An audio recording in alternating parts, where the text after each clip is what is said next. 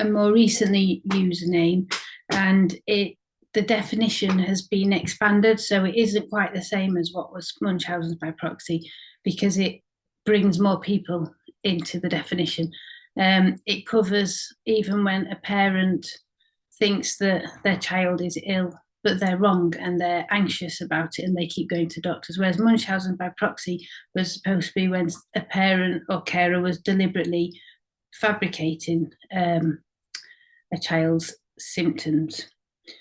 The official definition by Royal College of Paediatric and Child Health would say that FII is a clinical situation in which a child is likely to be harmed because of the parent's behaviour, which is carried out in order to convince doctors that the child is more impaired than they actually are, whether that's neurodevelopmentally or physical or mental health.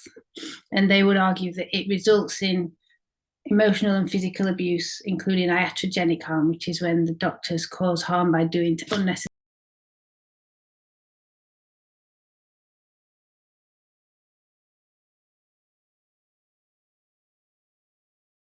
Sometimes that parents do this, but it's really rare. So genuine cases of it, I believe anyway, based on my reading of the literature, that it's very rare.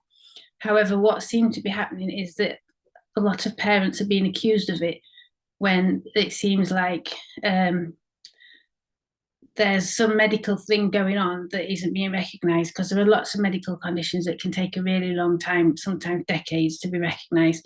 And a lot of the physical conditions that come along with autism, such as things like epilepsy, which is invisible unless you happen to have a seizure in the doctor's office, things like hypermobility, joint disorders, and that's multisystemic. So if you don't know what it is and don't understand about it, a lot of the symptoms of it can seem implausible because they seem completely unrelated.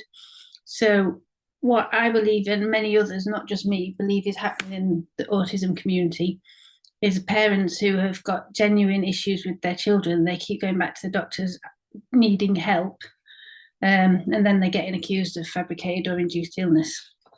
So I would describe the situation as, I would say that FII is a social construct which is created to make sense of clinical situations that don't fit with children's service professionals' experiences or beliefs or understanding of the human body, mind, and behaviour.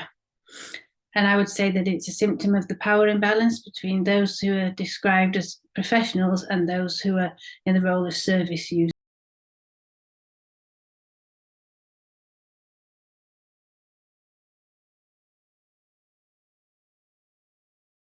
They may not be behaving in a way that you're used to seeing.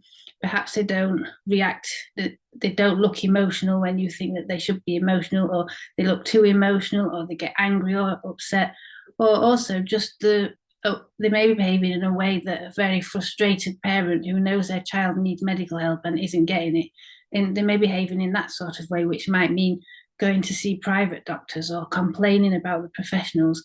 And then this construct of FII becomes a very useful tool, because as soon as you accuse the parent of that, and all you need is a doctor's say so,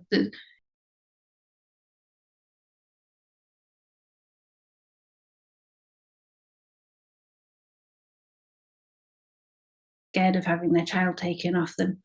And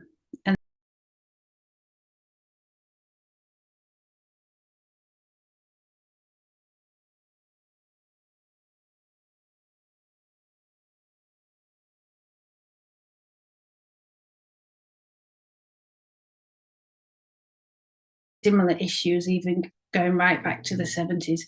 A lot of the case studies I've read appear to be autistic parents where autism's never mentioned. So what we need is people from different areas of academia, such as sociology, to be looking at this issue and take it out of the hands of medical people, because it isn't working in medicine at the moment, and there's lots of errors being made.